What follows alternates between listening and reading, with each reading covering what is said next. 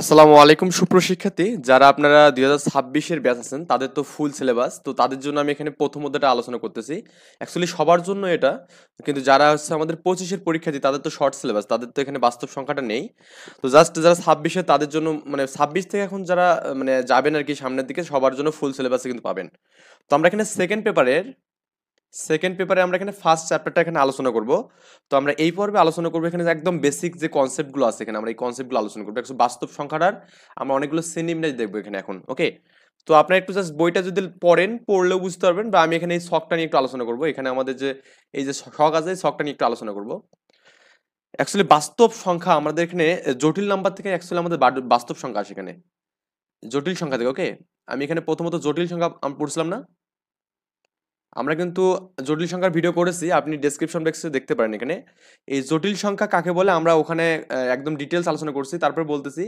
জটিল সংখ্যা মূলত কোন একটা মানে সংখ্যার রিয়াল পার্ট এবং ইমাজিনারি পার্টের হচ্ছে সমষ্টি রিয়াল পার্ট এবং কি ইমাজিনারি পার্ট তো এই জটিল সংখ্যাকে আমাদের জটিল সংখ্যা থেকে আমরা কি পাবো এই বাস্তব সংখ্যা বা রিয়াল পার্ট পাবো এখানে ওকে এখান থেকে পাবো কি এখানে বাস্তব সংখ্যা পাবো তো আমাদের আজকের আলোচনায় এই বাস্তব অংশটা নিয়ে এখানে জাস্ট এই বাস্তব অংশটা নিয়ে আমাদের আলোচনা বাস্তব এই বাস্তব সংখ্যা মূলত কয় ধরনের বাস্তব সংখ্যা মূলত এখানে দুই ধরনের বাস্তব সংখ্যা ওকে একটা হচ্ছে মূলদ সংখ্যা একটা অমূলদ সংখ্যা তো আমি স্টেপ বাই স্টেপ সবই বলবো আপনারা জাস্ট একটু মনোযোগ সহকারে দেখবেন এখানে একটা মূলদ সংখ্যা একটা হচ্ছে অমূলদ সংখ্যা এখানে অমূলদ তাহলে বাস্তব সংখ্যা কয় ধরনের বললাম আমরা এখানে দুই ধরনের একটা হচ্ছে মূলদ সংখ্যা অমূলদ সংখ্যা আমি এটা কয় ধরনের বলতো মূলদ সংখ্যা এই মূলদ সংখ্যা হচ্ছে আমাদের দুই ধরনের একটা হচ্ছে আমাদের পূর্ণ সংখ্যা যেটাকে জেড দ্বারা প্রকাশ করা হয় ওকে কি দ্বারা প্রকাশ করা হয় জেড দ্বারা আর মূলদ সংখ্যাকে মূলত কি দ্বারা প্রকাশ করা হয় কিউ দ্বারা প্রকাশ করা হয় এই কিউ দ্বারা মূলদ সংখ্যাকে প্রকাশ করা হচ্ছে আর অমূলদ সংখ্যাকে কিউ দ্বারা প্রকাশ করা হয় কিউ ড্যাশ দ্বারা ওকে আর রিয়াল পার্টকে আমরা আর দ্বারা তো আর লেখার পর আপনি কি এটা একটু বোল্ড করে দেবেন এখানে ওকে আর এগুলোকে একটু কিউ লেখার পর কি করবেন এখানে এই পাশে একটু জাস্ট বোল্ড করে দেবেন এটা হচ্ছে আমাদের এখানে মূলদ সংখ্যা হবে এবং অমূলদটাও আমাদের কি হবে এখানে এভাবে দিয়ে জাস্ট একটু বোল্ড করে দেবেন এবং বাদ দেবেন একটা আবার এখানে মূলদ সংখ্যা কয় ধরনের দুই ধরনের একটা হচ্ছে পূর্ণ সংখ্যা একটা কি ভগ্নাংশ এই পূর্ণ সংখ্যাকে জেড দ্বারা প্রকাশ করা হয় কি দ্বারা জেড দ্বারা তো এই পূর্ণ সংখ্যা আবার কয় ধরনের বলুন তো দুই ধরনের একটা হচ্ছে ধনাত্মক সংখ্যা একটা হচ্ছে অঋণাত্মক সংখ্যা ওকে তো অঋণাত্মক সংখ্যা মানে একটা ঋণাত্মক সংখ্যা একটা হচ্ছে অঋণাত্মক সংখ্যা এই অঋণাত্মক সংখ্যা দুই ধরনের একটা হচ্ছে শূন্য এবং কি একটা বলুন তো ধনাত্মক সংখ্যা ধনাত্মক সংখ্যা বলতে আমরা এখানে বুঝবো এখানে ওয়ান থেকে শুরু করে এই মানগুলো আর আমরা এই শূন্যকে আমরা ধনাত্মক সংখ্যার মধ্যে রাখবো না তার মানে এটা হচ্ছে আমাদের অঋণাত্মক সংখ্যা আবার ভগ্নাংশ আমাদের দুই ধরনের একটা হচ্ছে সাধারণ ভগ্নাংশ আর একটা আমাদের হচ্ছে দশমিক ভগ্নাংশ তো সাধারণ ভগ্নাংশ বলতে আমরা যেটা বুঝি সেটা হচ্ছে মনে করুন একটা সামনে একটা পূর্ণ সংখ্যা থাকবে অ্যান্ড পরে একটা ফ্র্যাকশন থাকবে এখানে এগুলো হচ্ছে সাধারণ ভগ্নাংশ হবে বা এখানে 0.5ও আমাদের সাধারণ ভগ্নাংশ আর দশমিক ভগ্নাংশের ক্ষেত্রে আমাদের কি থাকবে পৌনঃপুনিক আসবে এখানে ওকে কি থাকবে পৌনঃপুনিক আসবে এই সাধারণ ভগ্নাংশ আবার তিন ধরনের একটা হচ্ছে আমাদের মিশ্র ভগ্নাংশ আচ্ছা প্রকৃত ভগ্নাংশ অপ্রকৃত ভগ্নাংশ অ্যাকচুয়ালি এই অপ্রকৃত ভগ্নাংশের মধ্যে আবার মিশ্র ভগ্নাংশ আছে ওকে এই মিশ্র ভগ্নাংশ এখানেও আছে আবার দশমিক ভগ্নাংশ হচ্ছে কয় ধরনের বলুন তো সসীম দশমিক ভগ্নাংশ একটা আবৃত অসীম দশমিক ভগ্নাংশ আর ধনাত্মক সংখ্যা কয় ধরনের দুই ধরনের একটা হচ্ছে মৌলিক সংখ্যা একটা হচ্ছে আমাদের কি যৌগিক সংখ্যা আর একটা ওয়ান তো এই ওয়ানকে আমরা মৌলিক বা যৌগিক কোথাও কিন্তু রাখবো না অ্যাকচুয়ালি এই যে এই বিষয়টা একটু আপনাদের একটু জানতে হবে এখানে তো এখন আমি জাস্ট স্টেপ বাই স্টেপ একটু মানে সবগুলো বিষয় বলি মোটামুটি আমি যেগুলো লাগবে আপনার মানে পরীক্ষার জন্য যেগুলো লাগবে বা আপনার যেগুলো এমসিকিউর জন্য লাগবে সেগুলো জাস্ট আমি একটু জাস্ট আলোচনা করবো এখানে তো আমি এখান থেকে একটু আলোচনা করতেছি দেখুন তো এই জন্য আমি এই আগেরগুলো একটু ইরেজ করে দেই এখান থেকে দেখলে হবে কি আপনাদের জন্য একটু বেটার হবে এখানে মানে আমরা সাবসেট বিষয়টা কি জানি মানে কোনো কিছু যদি কারোর মধ্যে থাকে ধরুন আমি যে বলি যে 1 থেকে 10-এর মধ্যে কি 5 আছে হ্যাঁ অবশ্যই আছে তো 1 থেকে 10-এর মধ্যে আপনি একটা সেট নেন এ তাহলে আমাদের এখানে 5 কি এখানে এর একটা সাবসেট এখানে এটা কি বুঝতে পারছেন তাহলে এখানে আমাদের এই সাবসেট আমি যে ইউজ করি এমসিকিউ খুব বেশি কোশ্চেন আসে এই যে আমাদের দেখুন এখানে দেখুন আমাদের এই আমি বললাম যে বাস্তব সংখ্যাটা আমাদের জটিল সংখ্যা থেকে আসে কি থেকে এখানে জটিল সংখ্যা থেকে জটিল সংখ্যা আর এই জটিল সংখ্যা আমাদের সি দ্বারা প্রকাশ করি মূলত এখানে কি দ্বারা সি দ্বারা প্রকাশ করি ওকে তাহলে আমরা বলতে পারবো না এখানে যে সি এর একটা সাবসেট কি এখানে বলতো আর সি এর সাবসেট কি এখানে আর ওকে এটা আমরা তো বলতে পারি এখানে আবার দেখুন এই মূল্য সংখ্যা যে আমাদের কিউ এর মানটা আছে এটা কিন্তু আমাদের আর থেকে আসতেছে তার মানে এই আর এর সাবসেট এখানে কি বলতো এখানে আমাদের কিউ হবে ওকে বোঝাতে পারছি মনে হয় আবার দেখুন আমাদের এই যে পূর্ণ সংখ্যাটা কিন্তু আমাদের কি আসতেছে বলতো মূল্য সংখ্যাতে আসছে তার মানে এখানে জেড সাবসেট অফ কি বলুন তো এখানে কিউ এখানে বলা যাবে আবার এখানে আমাদের দেখুন এই পূর্ণ সংখ্যা থেকে আমাদের কি আছে ধনাত্মক সংখ্যা যেটাকে আমরা এন বলি বা ন্যাচারাল নাম্বার বলি কি বলি ন্যাচারাল নাম্বার তাহলে আমাদের জেড এই ন্যাচারাল নাম্বারটা কিন্তু জেড থেকে আসছে, তার মানে এখানে এই এন সাবসেট অফ কি জেড বলা যাবে এখানে।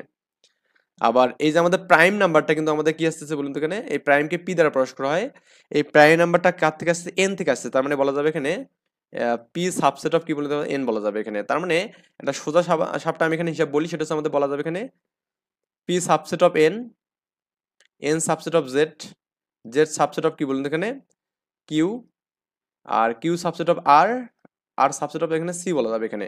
তো এইটা হচ্ছে আমাদের এখানে জাস্ট একটা ক্রম, আপনাদের এমসিকিউ আসতে পারে যে নিচের কোন অনুক্রমটি সঠিক, কোন অনুক্রমটি সঠিক, এই জন্য আমাদের জাস্ট একটু কষ্ট করে মনে রাখতে হবে, এই অনুক্রমটা একটু মনে রাখতে হবে এখানে। ওকে, খুব বেশি হার্ড জিনিস না, খুবই ইজি একটা জিনিস। তো এরপরে আমরা একটু জাস্ট এই বিষয়গুলো নিয়ে একটু আলোচনা করি, ডিটেলস করি যে আমাদের এখানে কোনটা বলতে আমরা কি বুঝতেছি, এটা একটু আমরা আলোচনা করব। আমরা প্রথমত এখানে পূর্ণ সংখ্যায় চলে আসি এখানে। ওকে, আমরা প্রথমত পূর্ণ সংখ্যায় চলে আসলাম এখানে, পূর্ণ সংখ্যা। তো এখানে পূর্ণ পূর্ণ সংখ্যা, তো পূর্ণ সংখ্যা আমরা জেড দ্বারা প্রকাশ করি, তো এই জেডটাকে এইভাবে একটু মোটা করে দেবেন, কারণ এটা আসলে এভাবে দেওয়া হয়। তো এই পূর্ণ সংখ্যার মধ্যে আমি কি বললাম, পূর্ণ সংখ্যাকে আমরা এখানে তিনটা ভাগ করছিলাম। একটা হচ্ছে আমাদের কি ধনাত্মক মানে অঋণাত্মক সংখ্যা, আর হচ্ছে আমাদের কি বলতে এখানে একটা ঋণাত্মক সংখ্যা। তো আমরা ওভাবে না দেখে জাস্ট ডিরেক্ট আমি এখানে ধনাত্মক সংখ্যা নিয়ে আলোচনা করতেছি এখানে, ধনাত্মক। একটু জাস্ট বোল্ডটা একটু কমাই দেই, ধনাত্মক সংখ্যা, ধনাত্মক সংখ্যা। এর আমার আরো অনেক নাম আছে, ধনাত্মক বা স্বাভাবিক বা গণনাকারী সংখ্যাও বলতে পারেন এখানে, যাই হোক সমস্যা নেই।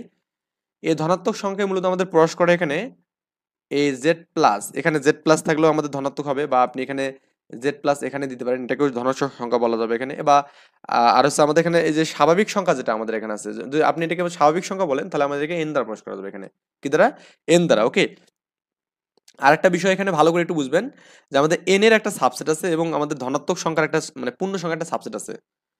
তো আমরা পূর্ণ সংখ্যাটা যে সেট যদি এখানে বের করি, তাহলে আমাদের পূর্ণ সংখ্যার সেট হবে কি এখানে বলুন তো, শূন্য থেকে শুরু করে 1 2 3 4 এভাবে আমাদের চলবে এখানে। আর এদিকে আমাদের -1 -2 -3 এভাবে আমাদের কিন্তু এদিকে সবগুলো মানে চলে যাবে এখানে। আর যদি আপনি এখানে স্বাভাবিক সংখ্যার কাউন্টটা করেন এখানে, তো স্বাভাবিক সংখ্যা কিন্তু আমাদের 1 থেকে শুরু হচ্ছে এখানে, কোথ থেকে, 1 থেকে, মানে 1 2 3 4 এভাবে আমাদের এখানে যাবে আর কি। ওকে, তো এটা হচ্ছে স্বাভাবিক সংখ্যার সেট, আর আমাদের এখানে পূর্ণ সংখ্যার সেট হচ্ছে আমাদের এটা। গুলায় ফেলবেন না, স্বাভাবিক সংখ্যা, এটা হচ্ছে স্বাভাবিক সংখ্যা, স্বাভাবিক সংখ্যা। ওকে, তো দুইটা কিন্তু আমরা এখানে অবশ্যই এসএসসি লেভেলে আমরা এই জিনিসগুলো আলোচনা করছিলাম, যে আপনার যদি বেসিক বেসটা অনেক ভালো হয় বা স্ট্রং হয়, তাহলে কিন্তু এই বিষয়গুলো আপনার পড়ার কথা এখানে। এরপর হচ্ছে আমাদের ঋণাত্মক সংখ্যা বলবো এখানে। ওকে, কি বলবো এখানে, ঋণাত্মক সংখ্যা। 2 নম্বর দিলাম এখানে, ঋণাত্মক সংখ্যা, ঋণাত্মক সংখ্যা। তো ঋণাত্মক সংখ্যাকে আমরা মূলত কি দ্বারা প্রকাশ করবো এখানে, ঋণাত্মক সংখ্যা হচ্ছে জেড মাইনাস, ওকে আগের মতোই জেড মাইনাস, বা আমাদের কি বলতে এখানে এই জেড এখানে মাইনাস দেবেন, বা আপনি এখানে এটাকে এ দ্বারা এভাবে প্রকাশ এন মানে এটা আরকি লেস দেন এখানে। ওকে, মানে শূন্যর থেকে আরকি ছোট মান হবে এখানে, মানে শূন্যর থেকে কি হবে এখানে, মানটা ছোট হবে এখানে। এবং এর সাবসেট মানে এর হচ্ছে আমাদের সেটটা হবে এরকম, যে ধরুন এইভাবে আমাদের -3 -2 -1 এভাবে আমাদের যাবে, মানে -1 থেকে এদিকে আমাদের কি হবে, এক এক করে সবসময় কি কমবে এখানে। ওকে, এটা হচ্ছে আমাদের এখানে ঋণাত্মক সংখ্যার আর কি সেট আর কি।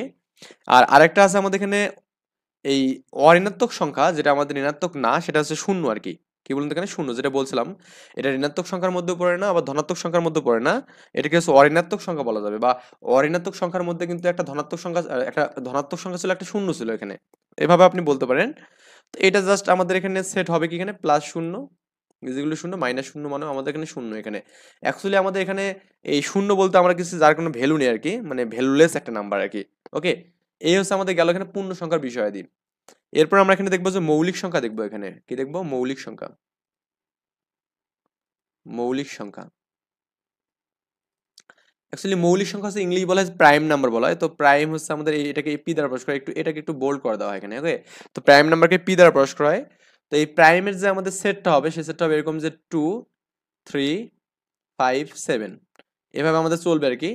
এখন কথা হচ্ছে আমাদের প্রাইম নাম্বার বলতে আমরা কি বলছি, মানে বুঝছিলাম বলুন তো, কোন একটা যে নাম্বারটার জাস্ট ফ্যাক্টর দুটো হবে এখানে, কি হবে ফ্যাক্টর দুটো, যেমন আমাদের 2 এর ফ্যাক্টর জাস্ট 1 ইন্টু 2 এখানে। ওকে, আবার 3 এর ফ্যাক্টর আপনি এখানে 1 ইন্টু 3, কিন্তু আপনি যদি 4 এর ফ্যাক্টর নেন এখানে 4 এর ফ্যাক্টর, তো 4 এর ফ্যাক্টর কি লিখতে পারবেন বলুন তো? এখানে 1 ইনটু 2 ইনটু 2 করতে পারবেন এখানে। তার মানে এখানে একাধিক ফ্যাক্টর হয়ে গেল না এখানে? তার মানে কোনো একটা ফ্যাক্টর, কোনো একটা সংখ্যা যদি ফ্যাক্টর 1 এবং ওই সংখ্যাটাই হয়, তাহলে ওটাকে আমরা প্রাইম বলবো এখানে। এখন কথা হচ্ছে আপনার যে 1 কি আমাদের প্রাইম নাম্বার? 1 কি আমাদের প্রাইম না? 1 প্রাইম নাম্বার হবে না। কারণ 1 এর ফ্যাক্টরটা দেখবেন যে 1 ইনটু 1 করলে আমরা তো 1 পাবো। তার মানে দুটো সংখ্যা কিন্তু আমাদের একই হচ্ছে। মানে দুটো সংখ্যা একই হওয়া যাবে না আমাদের প্রাইম নাম্বারের জন্য। এই যে ফ্যাক্টর গুলো হবে এখানে, এই ফ্যাক্টর গুলো আমাদের কি হওয়া যাবে না? একই হওয়া যাবে না। দুটো অবশ্যই ভিন্ন হতে হবে এখানে, হ্যাঁ, ডিফারেন্স টাইপের আমাদের হতে হবে। ডিফারেন্স টাইপের হলেই না তখনই আমাদের কি হবে এখানে? প্রাইম নাম্বার হবে এখানে। তো প্রাইম নাম্বারের জন্য একটা বিসিএস বা অনেক জব পরীক্ষায় আমাদের একটা কোশ্চেন আসে যে আমাদের 1 থেকে 100 মধ্যে কতগুলো প্রাইম আছে এখানে? কতগুলো প্রাইম নাম্বার আছে এখানে? কতগুলো প্রাইম নাম্বার আছে? ওকে, প্রাইম নাম্বার আছে। তো আমরা 1 থেকে 100 এর মধ্যে আমাদের প্রাইম নাম্বার আছে 25টি। কয়টি এখানে? 25টি। এটা মনে রাখার একটা টেকনিক বলে দিই আমি এখানে।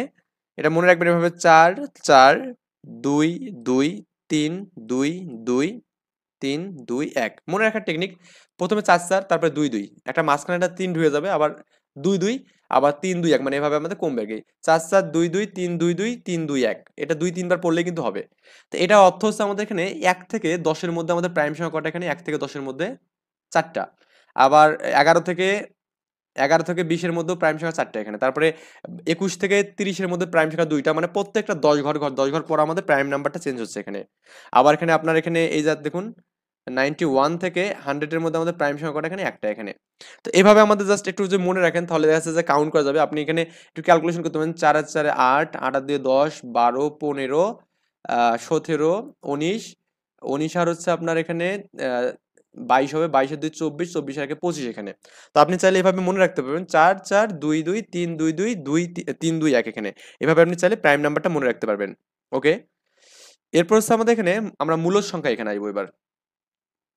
মূলদ সংখ্যা, মূলদ সংখ্যা। তো মূলদ সংখ্যাকে আমরা কি দ্বারা প্রকাশ করছিলাম? মূলত এখানে কিউ দ্বারা প্রকাশ করছিলাম। কিউ একটু, এটা জাস্ট একটু এরকম মোটা হবে আর কি।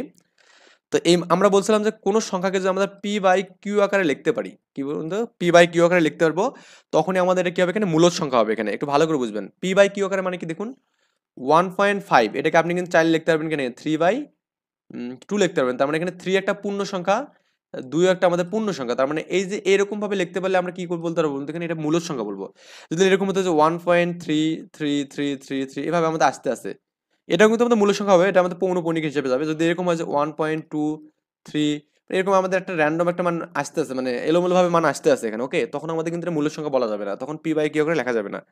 এবং আমাদের এখানে বলতে হবে যে এই পি এবং কিউ এর সাবসেট অফ কি হবে এখানে? জেড হবে এখানে। তার মানে জেড এর সাবসেট হবে এখানে পি এবং কিউ, মানে জেড এর মধ্যে, মানে সকল পূর্ণ সংখ্যাগুলোর মধ্যে আমাদের পি এবং কিউ থাকবে। এবং অবশ্যই আমাদের এখানে এই কিউ এর মানটা নট ইকুয়াল টু 0 হবে এখানে, মানে কিউ এর মানটা কখনো 0 হওয়া যাবে না। কারণ কোনো একটা পি কে আপনি যদি এখানে 0 দিয়ে ভাগ করে দেন, মানটা হবে অসংজ্ঞায়িত। তার মানে এটা কিন্তু মূল সংখ্যার ডেফিনিশনের মধ্যে পড়বে না এখানে। আই থিঙ্ক বুঝতে পারছি। এবং আরেকটা এখানে বিষয় বলা যাবে এখানে, এই পি এবং কিউ ইজ ইকুয়াল টু 1। এটা বলতে আমরা বুঝি এখানে সহমৌলিক, বুঝি এখানে কি বলতে? সহমৌলিক। সহমৌলিক, এই সহমৌলিক বলতে আমরা কো প্রাইম যেটাকে বলি আর কি, আমরা ইংলিশে বলি যে কো প্রাইম। হ্যাঁ, কো প্রাইমের কথা অর্থ হচ্ছে আমাদের সহমৌলিক। তার মানে দেখুন আমাদের 2 এবং 3 এর হচ্ছে আমাদের লসাগু কত হবে এখানে? 1 হবে, মানে এরকম হতে হবে আর কি। ওকে, তো দুইটা প্রাইম নাম্বারের, মানে দুটো প্রাইম নাম্বারে মানে এরকম হবে যে লসাগু কত? 1 হবে এখানে। ওকে, মানে লসাগুর মানটা কি হতে হবে? 1 হতে হবে আর কি। এটা হচ্ছে আমাদের এখানে মূলদ সংখ্যার ডেফিনিশন গেল। এখন একটু জাস্ট আমরা অমূলদ সংখ্যা নিয়ে একটু আলোচনা করি। অমূলদ সংখ্যা, অমূলদ সংখ্যা। তো অমূলদ সংখ্যা মূলত আমাদের কি এখানে? এটাকে কিউ বার বলা হয় এখানে। কি বলা হয়? Q bar. বা এটাকে আমাদের এখানে এরকম বলা যায় কিউ এর কমপ্লিমেন্ট, মানে সি, কিউ সি বলা যায় এখানে। ওকে, যে কোনো একটা দিলে হবে। যেমন আমি এখানে √2 কে আপনি যে ক্যালকুলেশন করেন দেখবেন যে এখানে 1.414 এভাবে আমাদের মান একটা আসতে আছে। আবার পায়ের মান দেখবেন এখানে, পায়ের মান আছে কিন্তু 3.1416 এরকম একটা মান কিন্তু আসতে আছে এখানে। তার মানে এইটা হচ্ছে আমাদের এখানে অমূলদ সংখ্যা, যেটা আমাদের এখানে পি বাই কিউ আকারে লেখা যাবে না। আপনি √2 কে চাইলেই কিন্তু পি বাই কিউ আকারে লিখতে পারবেন না এখানে। ওকে, এটা আমাদের এখানে কন্ডিশনের মতো আমরা এভাবে লিখতে কখনোই পারবো না। এই ছিল আমাদের এখানে অমূলদ সংখ্যার বিষয় দিয়ে। এখানে আমরা কি কি দেখলাম? পূর্ণ সংখ্যা দেখলাম, ঋণাত্মক সংখ্যা দিলাম, ধনাত্মক সংখ্যা দেখলাম, তারপরে হচ্ছে আপনার আবার আর কি দেখলাম এখানে যে মৌলিক সংখ্যা দেখলাম এখানে, তাই না? এখন আমরা দেখব ভগ্নাংশ, দেখবো এখানে। তো একটু ভগ্নাংশ নিয়ে একটু আলোচনা করি। এই ভগ্নাংশের ব্যাপারটা অ্যাকচুয়ালি আমাদের এখানে ক্লাস 5-4 এর বিষয়াদি। তো এটা আপনারা জানেন এখানে ভগ্নাংশ। আমরা ভগ্নাংশ কয় ধরনের জানি বলুন তো এখানে? ভগ্নাংশ মোটামুটি হচ্ছে দশমিক ভগ্নাংশ আছে কি? আমরা এখানে পড়লাম কি বলুন তো এখানে? ভগ্নাংশ কয় প্রকার এখানে বললাম? এই যে সাধারণ ভগ্নাংশ আর হচ্ছে আমাদের কি দশমিক ভগ্নাংশ। অ্যাকচুয়ালি আমাদের আলোচনার বিষয়াদি এখানে এই জাস্ট ভগ্নাংশ আমরা এখানে আলোচনা করব, দশমিক ভগ্নাংশ। তো দশমিক ভগ্নাংশ এখানে কয় ধরনের বলুন তো এখানে? এই দেখুন আমাদের এখানে সসীম ভগ্নাংশ, তারপর এখানে আবৃত মানে অসীম আবৃত ভগ্নাংশ। এখানে তার মানে আবৃত বলতে আমাদের জাস্ট ধরুন 1.3 আছে এখানে, তার মানে এভাবে চলতেছে 1.3333, এটা একটা আবৃত ভগ্নাংশ এখানে। বা এরকম হতে পারে যে 1.1212, বুঝছেন? মানে এভাবে আর কি চলবে আর কি ব্যাপারগুলো এখানে। আর সসীম বলতে আমাদের জাস্ট একটা নির্দিষ্ট সিকোয়েন্স যাওয়ার পরে আমাদের স্টপ হয়ে যাবে, এটা হচ্ছে আমাদের সসীম ভগ্নাংশ। আর সাধারণ যে ভগ্নাংশটা আমাদের এখানে পড়বো এখানে, সেটা হচ্ছে আমাদের এখানে, এটা আমাদের কয় ধরনের? এটা হচ্ছে আমাদের এখানে মূলত হচ্ছে মানে অপ্রকৃত ভগ্নাংশ, প্রকৃত ভগ্নাংশ আর হচ্ছে মিশ্র ভগ্নাংশ, হ্যাঁ? অপ্রকৃত ভগ্নাংশ, অপ্রকৃত ভগ্নাংশ, প্রকৃত ভগ্নাংশ, আচ্ছা প্রকৃতি না, প্রকৃত ভগ্নাংশ, আর হচ্ছে আমাদের মিশ্র ভগ্নাংশ। তো আমরা কিন্তু এই বিষয়গুলো অলরেডি জানি। এখানে অপ্রকৃত ভগ্নাংশ বলতে আমরা কি বুঝি এখানে? প্রকৃত ভগ্নাংশ আমরা বলতে আমরা কি বুঝি এখানে? যেখানে হরের মানটা বড় হবে, লবের মানটা ছোট হবে এখানে। অপ্রকৃত ভগ্নাংশ মানে কি? যেখানে আমাদের কি হবে? আহ হরের মানটা কি হবে এখানে? ছোট হবে, কিন্তু লবের মানটা কি হবে? বড় হবে এখানে। আর মিশ্র ভগ্নাংশ কি বলুন তো এখানে? অপ্রকৃত ভগ্নাংশ যখন আমরা ভাঙবো, যেমন আমাদের এখানে একটা এক্সাম্পল দিই এখানে। আমি অপ্রকৃত ভগ্নাংশ আমাদের 5/2 আছে, এটাকে লেখা যাবে না এভাবে যে হচ্ছে 1:2 কি বলুন তো এখানে? মানে আপনি 5 কে 2 দ্বারা ভাগ করবেন এখানে। 2 দুগুণে 4 হবে এখানে 1। তার মানে এই যে আমাদের এই 2 হলো না? এই 2টা আমাদের এখানে চলে যাবে। 2 আর আমাদের এই ভাগশেষের মানটা 1 উপর যাবে, আর হচ্ছে 2টা আমাদের নিচে যাবে। এখন এটাকে আবার করতে গেলে কি 2 দুগুণে 4 আর 1 এ 5, মানে এই দুটো গুণ করে এটাকে যোগ করলে কিন্তু আমাদের হয়ে যাবে। তার মানে এটাকে বলবো কি আমরা অপ্রকৃত ভগ্নাংশ বলবো। আর এই যে আমাদের এখানে এই অপ্রকৃত ভগ্নাংশের যে মানে ফরম্যাটটা, এটাকে আমরা বলবো মিশ্র ভগ্নাংশ বলবো এখানে। তো এই ছিল আমাদের মোটামুটি হচ্ছে আমাদের এই অধ্যায়ের বেসিক কিছু বিষয়, মানে আমাদের সংখ্যাদি বিষয় এখানে, যেমন পূর্ণ সংখ্যা কি, মূলদ কি, অমূলদ কি, বাস্তব সংখ্যা কি এখানে। ওকে, তো এই সাবসেটটা একটু আপনাকে ভালো করে বুঝতে হবে এখানে, এটা এমসিকিউ ভেরি ভেরি ইম্পর্টেন্ট, এবং বিভিন্ন এই এডমিশন পরীক্ষাগুলোতে এই কোশ্চেনটা আসে এখানে। সো এটা একটু আপনি এখান থেকে ভালো করে পড়বেন। আমরা নেক্সট টিউটোরিয়ালে আরো কিছু বেসিক নিয়ে আলোচনা করব।